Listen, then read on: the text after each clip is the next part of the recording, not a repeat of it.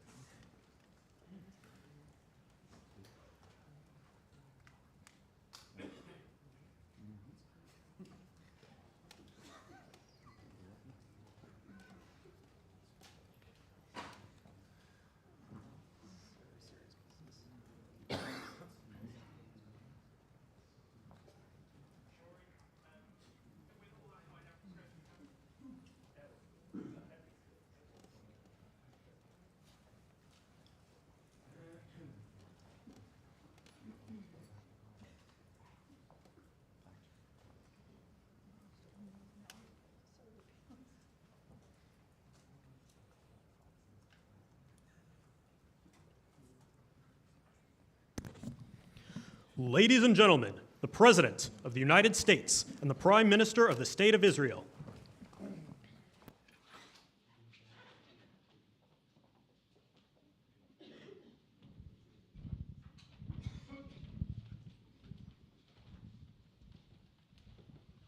President Trump is meeting with the Israeli Prime Minister Benjamin Netanyahu. You see both of them taking their positions there in front of the microphone.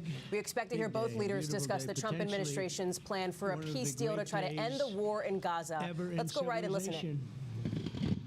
Things that have been going on for hundreds of years and thousands of years. We're going to, at least we're at a minimum very, very close, and I think we're beyond very close. And I want to thank Bibi for really getting in there and doing a job. We've worked well together, as we have with many other countries, both of us, with many other countries, which is the only way this whole situation gets solved. And I'm not just talking about Gaza. Gaza is one thing, but we're talking about much beyond Gaza. The whole deal, everything, getting called peace in the Middle East. So today is a historic day for peace, and Prime Minister Netanyahu and I have just concluded an important meeting on many vital issues, including Iran, trade, the expansion of the Abraham Accords, and most importantly, we discussed how to end the war in Gaza, but it's just a part of the bigger picture, which is peace in the Middle East. And let's call it eternal peace in the Middle East. So this is far more than anybody expected, but the level of support that I've had from the nations in the Middle East and surrounding Israel and neighbors of Israel has been incredible, incredible. Every single one of them. This afternoon, after extensive consultation with our friends and partners throughout the region, I'm formally releasing our principles for peace, which people have really liked, I must say.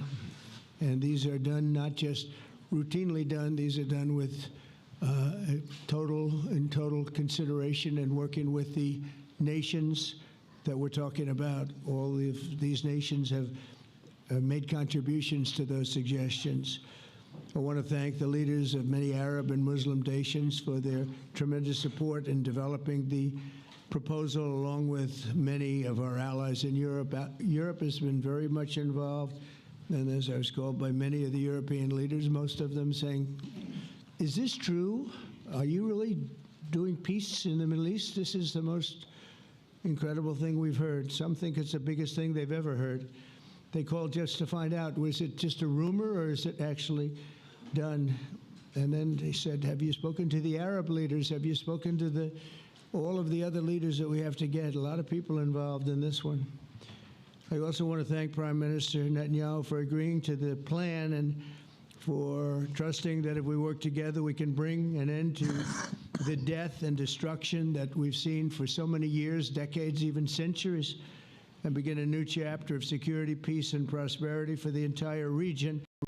And I want to just say that my meetings and dialogue that we had with so many countries, Saudi Arabia as an example, the king is a phenomenal person. Mayor of Qatar, he's incredible people. And that's MBZ and ABZ.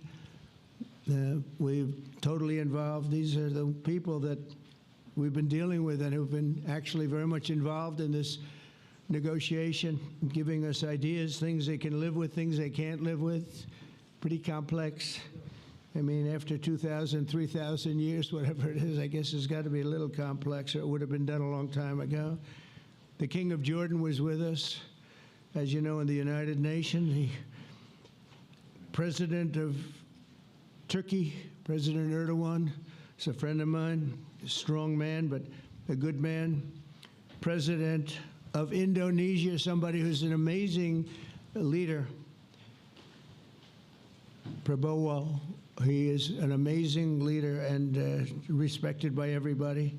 He was in the room with us. We were together with most of these people that I'm mentioning. Others were by phone or the next day. The Prime Minister and the Field Marshal of Pakistan. They were with us right from the beginning, incredible. In fact, they just put out a statement that they fully believe in this pact. It just came out just as I was walking around. They said, sir, you have a big notice from the Prime Minister of Pakistan and from the Field Marshal that they back this 100%. President El-Sisi of Egypt, who's terrific.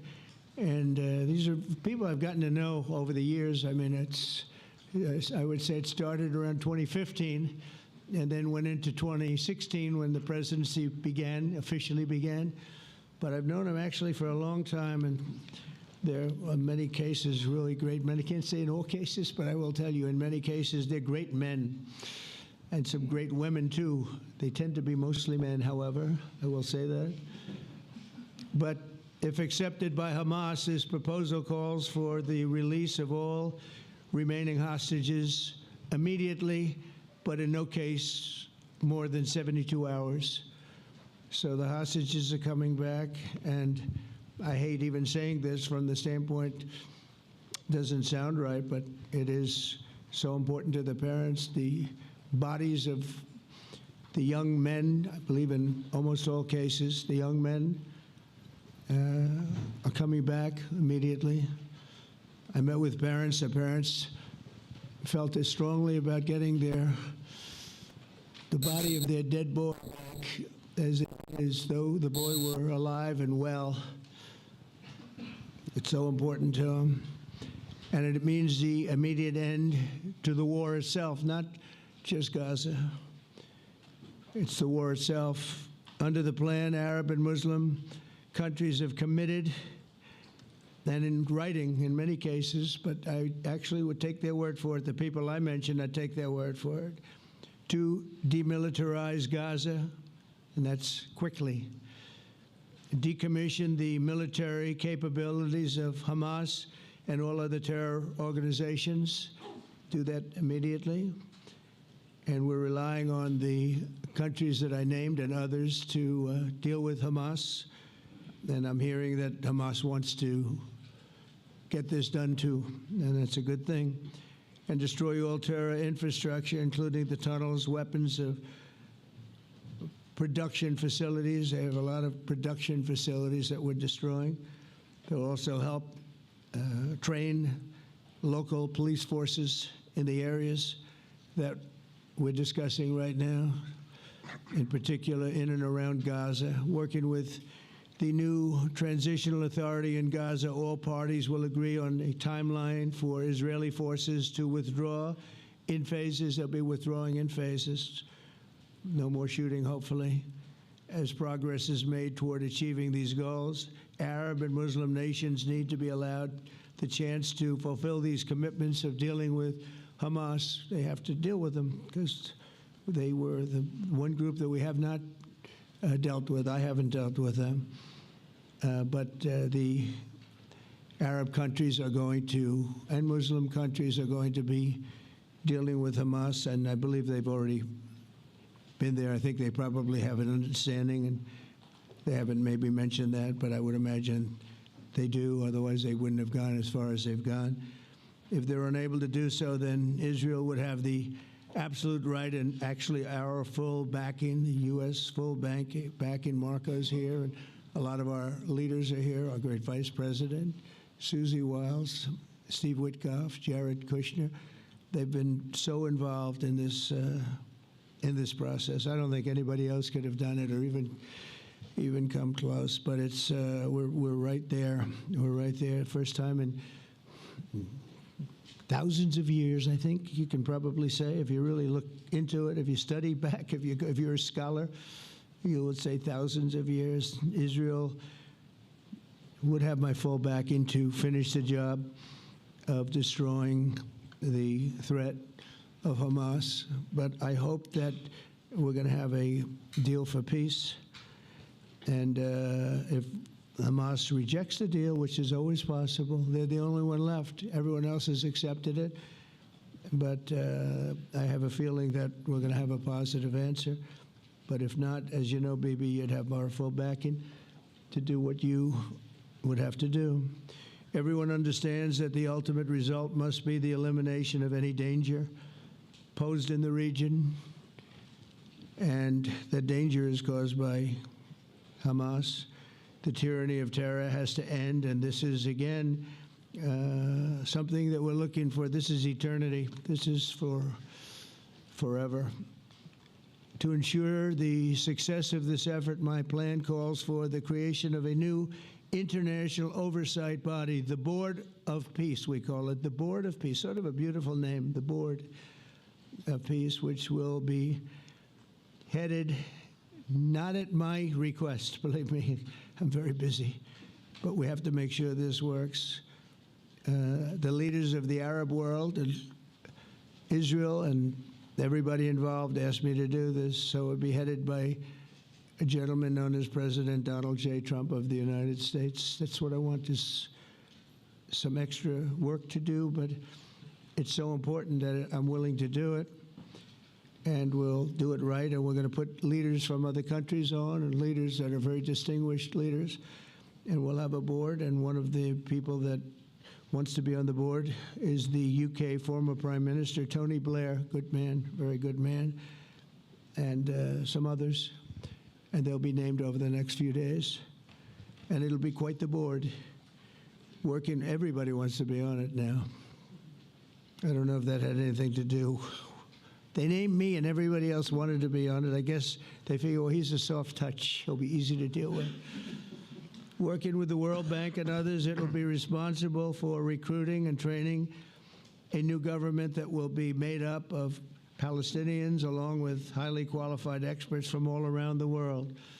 Hamas and other terrorist factions will play no role in the board, but they'll play no role in the governance of Gaza at all, directly or indirectly. As you know, thousands of Hamas leaders have been killed, and soldiers have been killed.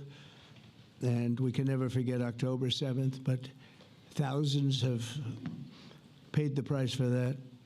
And now it's time to get our hostages back and get back to trying to build something that's really great and very important. In our meeting today, Prime Minister Netanyahu was clear about his opposition to a Palestinian state.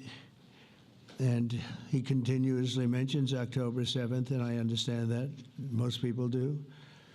And I understand and respect his position on many things, but what he's doing today is so good for Israel. And I noticed that they have large crowds gathering in Israel all the time, and they have my name up. They like me for whatever reason, maybe, I don't know, but they do like me.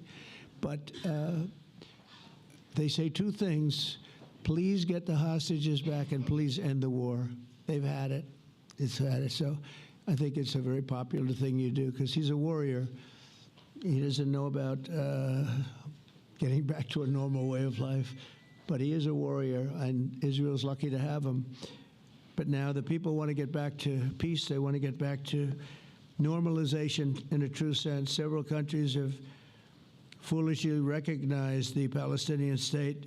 As you know, some of our European friends, allies, good people, but they're really, I think, doing that because they're very tired of what's going on for so many decades. They've been presidents and prime ministers for years, and during this time, having to do with the Middle East, all they're doing is talking about the same thing over and over. They want to see it get back, and nobody wants that more than me, or I believe Bibi too. But the people of Israel want it. They really want it. They want the hostages back.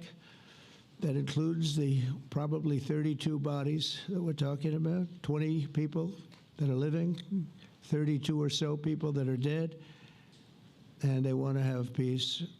So let us not forget how we got here. Hamas was elected by the Palestinian people.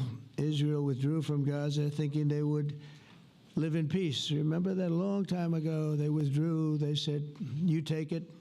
This is our contribution to peace. But that didn't work out. That didn't work out. It was the opposite of peace. They pulled away. They let them have it. And I never forgot that, because I said, that doesn't sound like a good deal to me. As a real estate person, I mean, they gave up the ocean, right? Ron, they gave up the ocean. They said, who would do this deal? And it still didn't work out. They were very generous, actually. And they gave up the most magnificent piece of land in many ways in the Middle East. And they said, all we want to do now is have peace. And that request was not honored. Instead of building a better life for the Palestinians, Hamas diverted resources to build over 400 miles of tunnels and terror infrastructure, rocket production facilities, and hid their military command posts and launch sites in hospitals, schools, and mosques. So if you went after them, you'd be after them, and you wouldn't even realize you ended up knocking out a hospital or a school or a mosque. A terrible thing, terrible, terrible way to have to fight. No fight is good, but that's a real bad one. So there are many Palestinians who wish to live in peace. Many. I've seen so many of them. And they have support. And I challenge the Palestinians to take responsibility for their destiny, because that's what we're giving them. We're giving them responsibility for their destiny, fully condemn and prohibit terrorism and earn their way to a brighter future. They don't want the life that they've had. They've had a rough life with Hamas. If the Palestinian Authority does not complete the reforms that I laid out in my vision for peace in 2020, they'll have only themselves to blame. We're giving them an amazing footprint, and they have amazing support from the leaders of the Arab world and the Muslim world, the great leaders. These are great leaders. These are unbelievable leaders that have built great countries and very wealthy countries. What the future holds for the Palestinians, no one really knows, but the plan that we put forward today is focused on ending the war immediately, getting all of our hostages back, getting everything back. Hard to believe when you even say it, and creating conditions for durable Israeli security and Palestinian success. Israeli security is going to be involved. We're going to help you. We'll be there with you in terms of helping with security. We want to make sure it works. We just want to make sure it works. There shouldn't be a shot fired. Now, there will be, I guess, because that's the way it seems to be, but there shouldn't have to be within a few days. There shouldn't have to be a shot fired. And maybe for eternity. Wouldn't that be nice? I hope it's true. I can tell you the leadership of that region feels that there's a good chance of it being true. So this will lead to this agreement that we're talking about will lead to a sustainable long-term peace. No president in history has been a greater friend of the state of Israel than I have, in addition to negotiating the Abraham Accords. I like to say it that way because the real people, that's what they call Abraham. I would say Abraham, but it's so much nicer when you say Abraham. So much more elegant.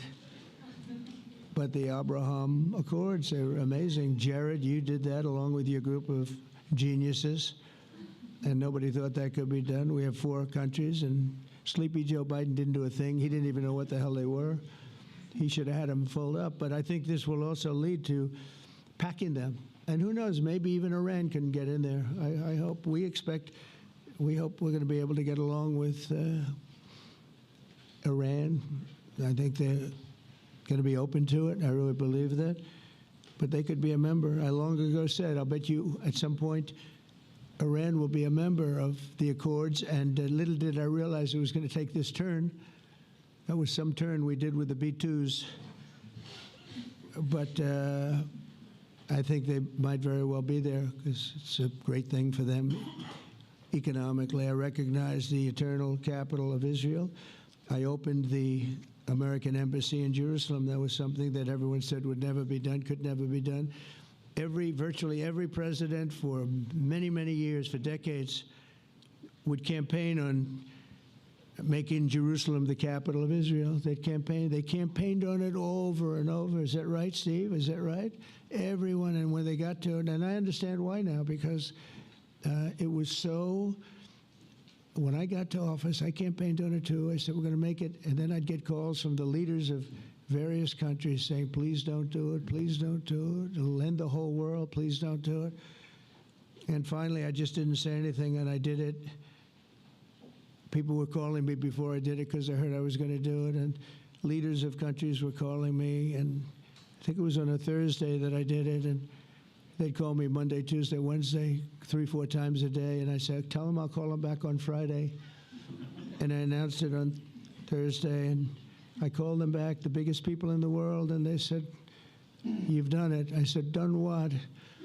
You've made the capital of Israel, Jerusalem, and we wanted to talk yet. I wish you called me a little sooner. Maybe I could have done something about. So that was a lot easier than getting into an argument, because I knew what they were calling about. And you know what? It turned out to be amazing. Everybody thought it was going to lead to the end of the world, right? The end of the world, Ron. That's what they said. It didn't lead to anything. It just led to something that I promised, and something that was very, very popular for Jewish people and a lot of other people, too. I recognize Israeli sovereignty over the Golan Heights, and I cut taxpayer funding to the corrupt United Nations Relief and Works Agency. And United Nations was interesting because, as you know, a few days ago they introduced me. Ladies and gentlemen, the President of the United States. I'm looking at my teleprompter, and the thing was dead, stone cold, dead. The thing's up here. I have a long, beautiful speech to make. I'm back 30 feet back, and I'm saying, they're introducing me. There's nothing on my teleprompter. So, but I made a speech. I actually got good marks. You think Biden could have done that? I don't think so. I don't think he could have done that. I don't think too many people could have done it. But actually, it was actually more of a speech from my heart, if you want to know the truth. I think it was maybe better in certain ways because it was from the heart. It has to be from the heart. Otherwise, you're in big trouble. But I cut taxpayer funding for that very corrupt United Nations Relief and Works Agency, and nobody thought that would be done, and withdrew from the horrible Iran nuclear deal that was imposed upon Israel by Barack Hussein Obama and Biden. And I don't think Biden knew anything about it, though. I think he knows about it now, actually. Ask him. He said, what is that? And we obliterated Iran's nuclear enrichment capacity, making it impossible for them to have a nuclear weapon, which they would have had probably in about 2 months from that. But I've never asked Israel to compromise its security, but we had big, strong talk. Nobody's been better to Israel. No president's been better to Israel than Donald Trump. But we had a long, strong talk, Bibi and I, and he understands it's time. It's time. History has shown, and the people of Israel want it. And the people of the Middle East want it. The people of enemies of Israel want it, but they don't have really too many enemies right now. And you know what? Many countries have gained great respect for Israel, for the way they fight, for the job they do, including me. I had respect anyway, but they gained respect. History has shown us that those who have relations with Israel have thrived, while those who have devoted resources and attention toward the destruction and even annihilation of Israel have languished. They haven't done well. Israel is not going anywhere. They're going to coexist with other people and countries in the region, from Syria to Lebanon to Saudi Arabia. The promise of a new Middle East is so clearly within our reach. This is the closest we've ever come to real peace, not fake peace, not political fool's peace. If we can get this difficult problem solved, the opportunities for all within that vast region of this world, it's a vast region, it's unlimited.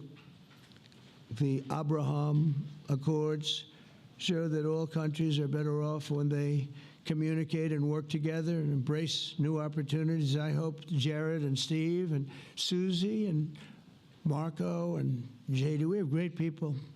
I hope you guys are going to work very hard to get these other countries in, because now they have no excuse. There's no longer an excuse. They were some were hesitant. And I tell you, the 4 countries that went in, I give them tremendous credit, and it's worked out incredibly well for them. In the same spirit, I'm pleased to report that earlier today, we took another important step toward greater understanding in the region. A short time ago, we had a historic phone call in the Oval Office with Prime Minister Tani, who's really a great, great person. So we had a great talk, and I was on the phone, and Bibi was talking, Prime Minister Al-Thani was of Qatar, was they really had a heart-to-heart conversation. It was a great conversation, I thought. It was productive. It was everything that you need to have something turn out to be successful. And I want to thank Bibi, and I want to thank the Prime Minister. It was fantastic. We agreed to launch a formal trilateral mechanism between Israel, Qatar, and the United States to begin a dialogue to enhance mutual security, correct misperceptions, and avoid future misgivings. And I want to thank Qatar, its leadership, and the Emir. He's a fantastic person. I think, you know, I'm going to be his public relations man because I know him differently than a lot of people know him. But he wants peace. He wants to see peace. And its people, and they really acknowledge the critical role that they've played as mediator. And again, we're not quite finished. We have to get Hamas, but I think they're going to be able to do that. So now it's time for Hamas to accept the terms of the plan that we've put forward today. And again, this is a different Hamas than we were dealing with because I guess over 20,000 have been killed. Their leadership has been killed 3 times over.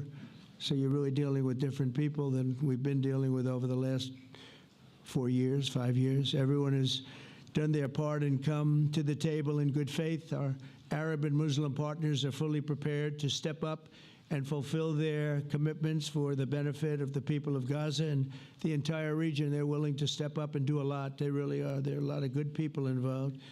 Everyone wants to see, everybody who wants to see an end to the violence and destruction should be united in calling for Hamas to accept the extremely fair proposal so that we can end the war and get us back our hostages right now and have everlasting peace.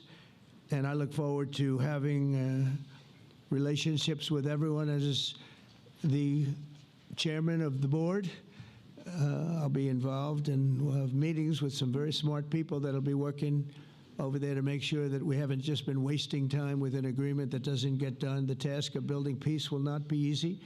There are some of the hardest problems in the world to solve, and that's why it's been going on for so many centuries. But too many lives are at stake not to try, and this was more than a try. I mean, I think this is something that gets done when you have virtually every country, and these are powerful, powerful countries that have a lot of money, and the money can make things happen. A lot of countries try, and they don't have any money. These are very rich countries that can make things happen. So together we'll forge a much safer and more hopeful future for everybody, including Israel. And I want to thank Prime Minister Netanyahu for his partnership, and I want to thank all of the leaders, the kings and the emirs and the presidents and prime ministers, people I mentioned.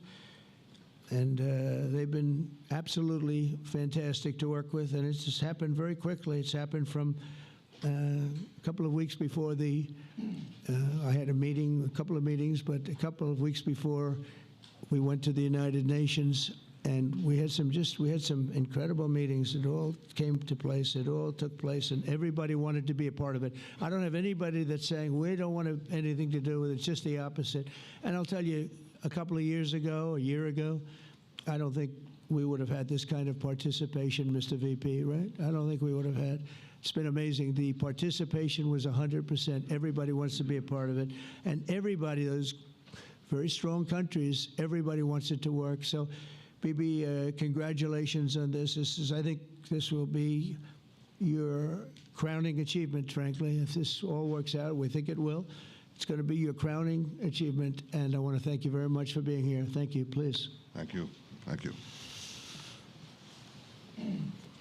Mr. President, first I want to thank you for graciously hosting me once again in the White House.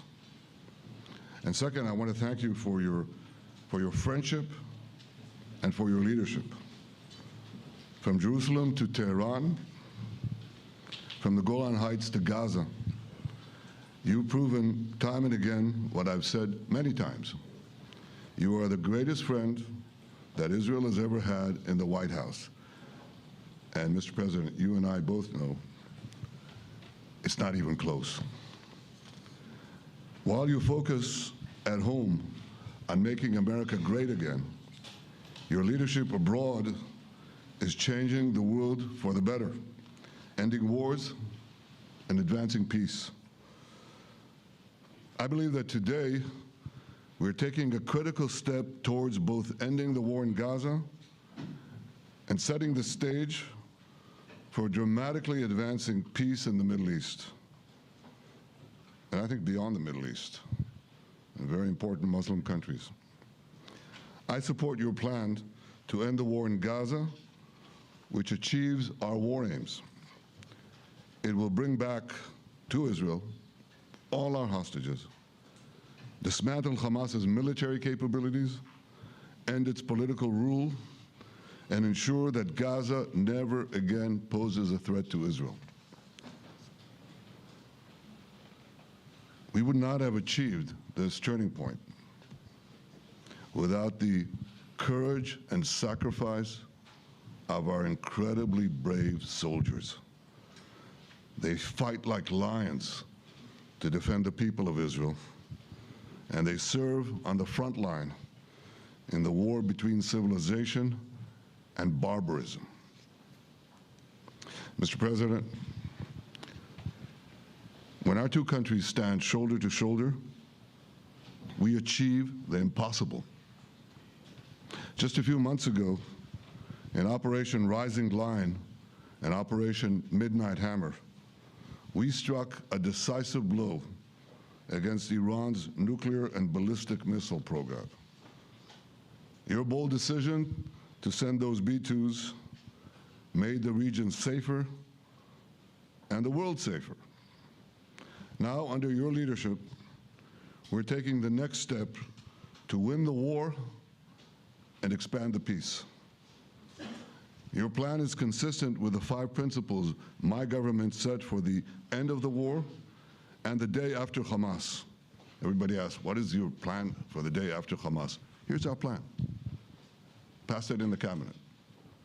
All our hostages, both those who are alive and those who died, all of them will return home immediately. Hamas will be disarmed. Gaza will be demilitarized. Israel will retain security responsibility, including a security perimeter for the foreseeable future. And lastly, Gaza will have a peaceful civilian administration that is run neither by Hamas nor by the Palestinian Authority. If Hamas agrees to your plan, Mr. President, the first step will be a modest withdrawal, followed by the release of all our hostages within 72 hours. The next step will be the establishment of an international body charged with fully disarming Hamas and demilitarizing Gaza. I appreciate your willingness to lead the body, Mr. President. I really appreciate it because you have a lot of things to do, and this is important. And it reflects the confidence that this will give everyone, that things will be followed up on all the commitments made. The fact that you're taking this on, I think, helps a lot to make sure that everything flows in the direction that we want.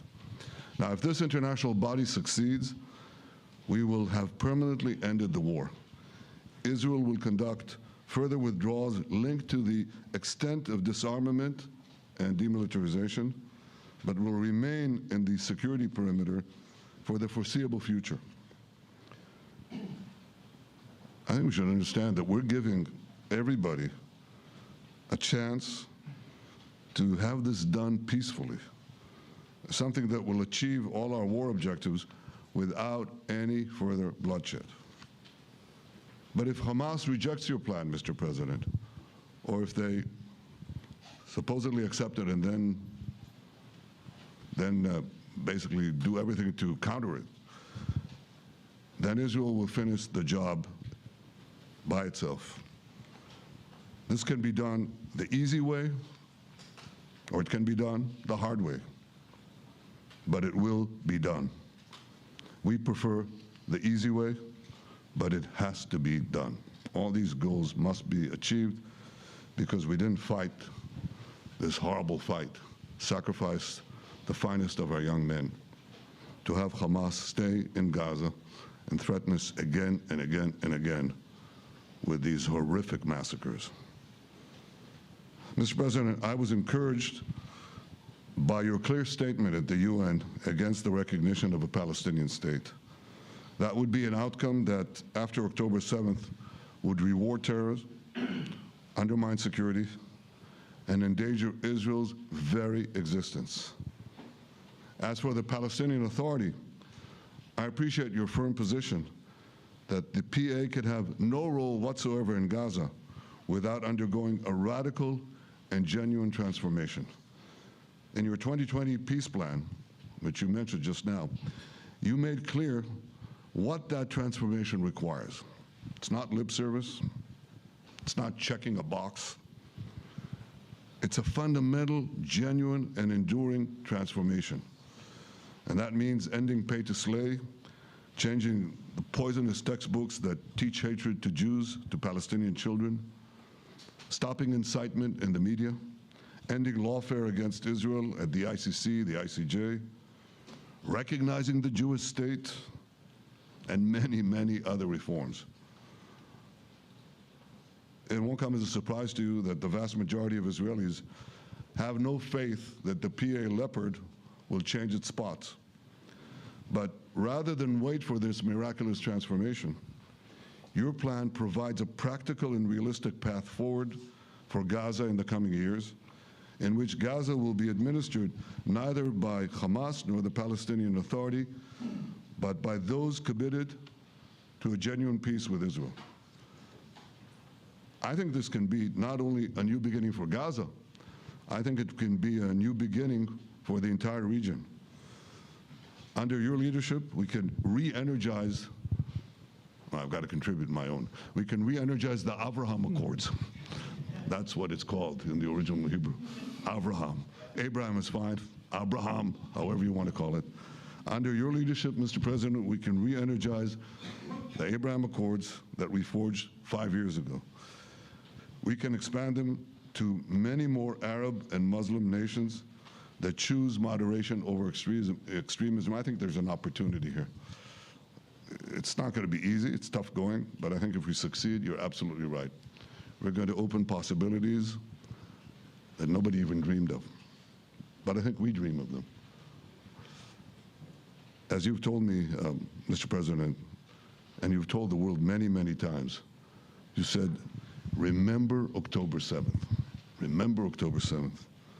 And we do. We will never forget the horrors of October 7th, and we will do whatever is necessary to make sure they don't happen again. Since October 7th, Israel's enemies have learned a hard truth. Those who attack us pay a heavy price, but those who partner with us advance progress and security for their peoples.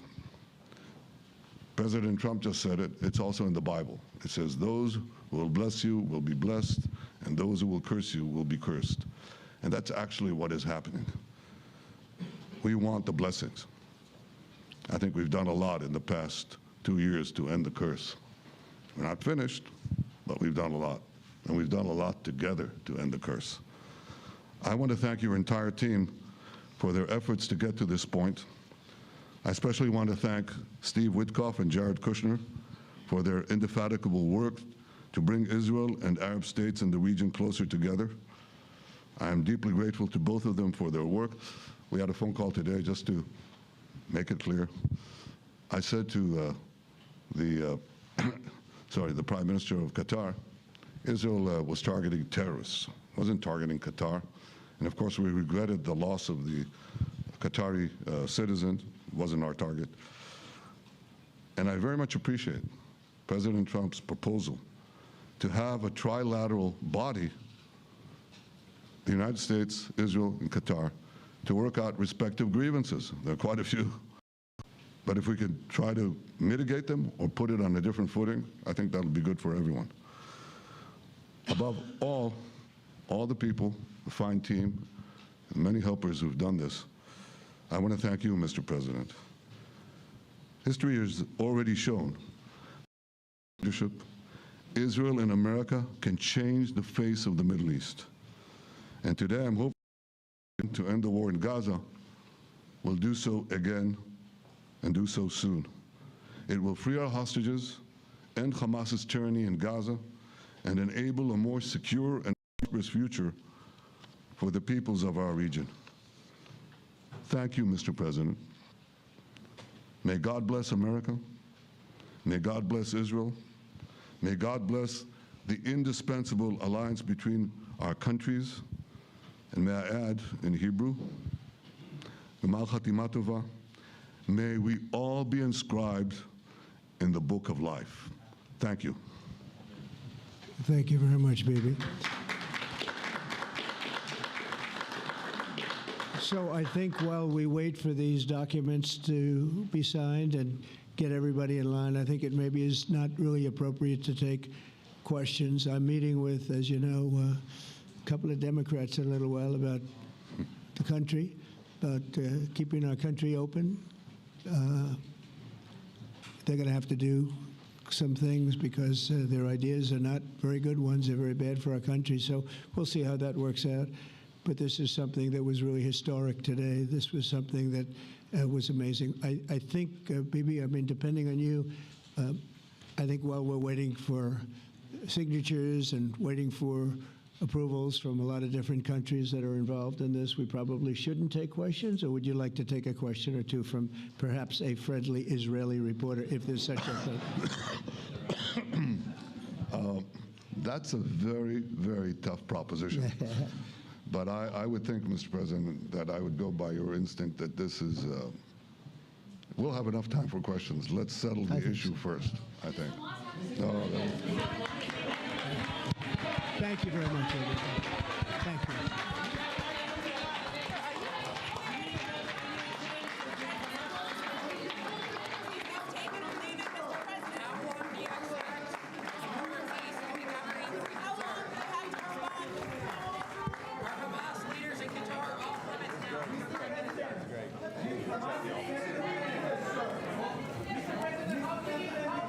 So no questions there after what was billed as a joint news conference between President Trump alongside the Israeli Prime Minister Benjamin Netanyahu. That is what you have been watching, what turned out to be instead a joint statement, if you will, with the Prime Minister Netanyahu saying he supports the president's plan to end the war in Gaza. The president describing it as beyond very close, his words, to a deal between Israel and Hamas on what is a 20-point plan his administration is putting forward that would immediately end the fighting in the region, see the release of hostages within 72 hours, and create what President Trump called a board of peace. Now, there is a catch, and it is a significant one. Hamas has not agreed to this. At this point, you've heard the president say if they do not, then Israel has America's full backing to destroy Hamas. I want to take you now to the room as you're seeing some of the principals walk out, including the president's son-in-law, Jared Kushner. Gabe Gutierrez is there, our senior White House correspondent. And Gabe, notable to hear from both the president and the prime minister, particularly the prime minister saying that he supports the president's plan here, the Trump administration's plan. However, some of these conditions, Gabe, includes things like the disarming of Hamas, which has been a non-starter for Hamas for a long time. Certainly, Hallie. And look, it is a little surprising here that the Prime Minister and the President did not take questions, but it really shows how sensitive these negotiations are. And they did not indicate, as you mentioned, whether Hamas was on board with this. And, Hallie, in addition to all the points you mentioned in that 20-point plan, there's another point that says that this international body that's created, this actually the International Stabilization Force that might step in to provide security for Gaza, that it the IDF, the Israeli Defense Forces, if Hamas either delays or does not agree to this plan, that the IDF would then turn over any territory to this International Stabilization Force, raising a lot of questions about whether the Gaza Strip potentially could be then split up. That's among the questions I had for the President and the Prime Minister. Of course, they did not take those questions. But you heard President Trump talking about this Board of Peace, this international body that he wants to create and chair, as well as it would also be led by former British Prime Minister Tony Blair. Now, this 20-point plan was released just a few minutes before this news conference started. Initially, we had heard about a 21-point plan. This is a 20-point plan. The president often known for liking round numbers here. But another piece of information that we learned just before this news conference was that the Israeli Prime Minister, in a phone call with Qatar, had expressed, quote, deep regret about Israel conducting an airstrike inside Qatar, targeting Hamas leadership. It ended up killing a Qatari serviceman. The president, the prime minister, apologizing for that. Another question I had for Netanyahu was what convinced him to do so. Certainly, that may have been some sort of condition for Arab leaders to continue on with these negotiations. But Hallie, the president, no stranger to hyperbole, calling this one of the great days ever in civilization, putting forth this framework for a deal. But again, that big question, will Hamas agree to this? And how does this move forward from here, Hallie? Gabe Gutierrez live for us there at the White House. Gabe, stand by for just a moment while I bring in our Matt Bradley, who is live for us in the region in Tel Aviv. And obviously the world watching and waiting to see the reaction from Hamas. But let's talk through some of the other points in this plan, Matt, including what you heard the Prime Minister discuss, which is that Israel would retain what's being described as a security perimeter for the foreseeable future. No firm time frame there as you're looking at this image that was put out by the White House. And you can see the various phases of what would be at first a modest withdrawal if this plan is agreed to, all the way back to that timeline TBD perimeter. We have had some technical issues with Matt Bradley. We'll get to him in just a moment, but let me bring in Yamiche Alcindor, who's also watching this, our White House correspondent who is outside the White House now. And Yamiche, Gabe obviously laid out some of the details of this plan, but as we would have just talked about with Matt, there are some real question marks around the Israeli footprint that would remain in and around Gaza. That's right. If we want to first maybe dig back into that map that you put up, the president is saying that he's very optimistic about this deal. But the big if here, of course, is whether or not Hamas will accept this deal. And if you look at that map, it starts off with that yellow line, and that yellow line showing essentially where Israel is right now. And then they would have this sort of phase withdrawal. Then they would have a sort of initial withdrawal where the yellow line is, then a red line, second phase. And then this buffer zone, this sort of black line, it's no clear timeline for when Israel might pull back from that. So that could be possibly a permanent security buffer, because we heard Benjamin Netanyahu say he wants to make sure that Gaza is never again a threat to Israel. So those are the words that he was using. I want to also walk people through what this 20-point plan is that President Trump is talking to. If we could put it up for folks, you have first this call for an immediate ceasefire, all fighting for it to stop. Then you have hostages. All hostages must be released within 72 hours of the agreement. And then you have Hamas laying down its arms and playing no role in governing Gaza. There's also some details about the fact that if Hamas members want to stay in Gaza, they can do that and be given amnesty, and if they want to leave, they'll be given safe passage to other countries. They're also saying part of this plan is no forced displacement of Palestinians from Gaza. That was a very, very big worry, because at one point President Trump was indicating that people should leave. There's also going to be humanitarian aid administered by the UN. And then you have this temporary international stabilization force, which would essentially govern Gaza and step in to provide day-to-day services once Israeli forces pulled out. One other thing that the president said that was really, I think, striking in this press conference, if you can call it that, since they didn't take any questions, the president said that if Hamas does not agree to this, and he said this to Benjamin Netanyahu, you will have to do what you need to do. So that he's saying that if this doesn't go through, that Israel basically can do whatever it needs to do with the backing of the United States. So that's very striking language to hear, Hallie. Yamiche Alcindor live for us outside the White House. Thank you. And on that, let me go back to Matt Bradley, who is with us now, I believe, from Tel Aviv. Matt, it's good to see you. And to Yamiche's point, what you also heard in that joint statement from, obviously, the American president, the Israeli prime minister, was essentially a green light for Israel to ramp up its offensive against Hamas in Gaza if Hamas does not agree. Help us understand some of the calculations on this. We've talked with Gabe, too, about how some of these conditions have been non-starters for Hamas in the past. Yeah, I mean, this is the kind of thing that, as you mentioned, Hallie, yourself, there's a big Hamas-shaped hole in all of this fanfare. There's a lot of talk about it, including from President Trump himself, about how this was going to be an eternal solution to the Middle East problem. But we don't know if Hamas is going to agree to it. There's a lot of provisions in this that it doesn't look like Hamas would necessarily want to agree to or want to see. Now, Hamas has already basically considered very strongly that they might not be in charge of the Gaza Strip after the fighting should end. So that might not be such a controversial notion for them. The idea that their members would have to give up their weapons and surrender, and that those who wouldn't would then be essentially deported to a third country might not sit well with Hamas either. the notion that there would be some sort of that there would be an international force that would then kind of govern the Gaza Strip, it's unclear whether that's something that Hamas would agree to as well. All of this is going to go down to the details. All of this is going to have to go down to further negotiations with Hamas. But as the president said, Hamas is now utterly alone. The president had already submitted this, well, now 20-point peace plan, back when it was called a 21 peace plan, to all of those Muslim and Arab countries, and got something like, at least we understand, an indication that they would accede to it, and that they might, according to what we've been hearing, actually agree to participate in some sort of post-war governance force in the Gaza Strip. That's a big deal. There had been a lot of resistance to that. A lot of Arab and Muslim countries were saying, if Israel breaks Gaza, why should we have to buy it? Well, now it looks like this plan might be changing things, as the president said, putting a lot of top people in charge from all over the world, qualified statesmen, including governors and leaders from some of these Muslim and Arab countries. But whether or not Hamas agrees to this is still very much an open question. Now, Yamiche was saying she doesn't know, it does sound ominous when they say that Israel will be given a green light to do whatever they have to do. Speaking from on the ground here, it really is hard to see how Israel could do more or ramp up their attacks against Hamas and against the Palestinian people in the Gaza Strip, considering the amount of death that we've already seen. The green light has been given.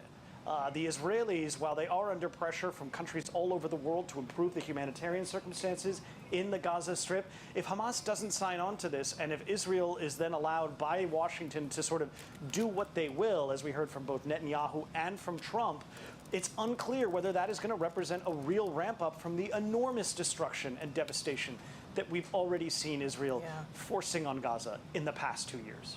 Hallie? Matt Bradley, all of it, of course, as the Prime Minister faces his own political pressures back home. Matt Bradley, live for us in Tel Aviv. Thank you for being with us. Let me quickly go back to Gabe Gutierrez at the White House, because, Gabe, you heard the president reference. He's got another meeting of another critical issue on the domestic front here, and that is the looming government shutdown, just about 36 hours or so away. He's set to meet with the top 4 congressional leaders basically now, right?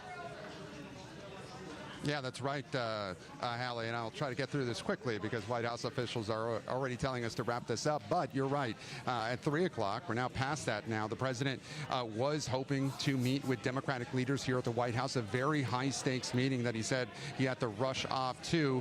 Again, those Democratic leaders, Chuck Schumer, Hakeem Jeffries, trying to speak with the president in terms of some sort of agreement. At this point, it appears unlikely that it could come before this deadline to shut the government down. But again, President Trump meeting with Democrats as we speak right now. We expect to hear just a short time how that meeting turns out.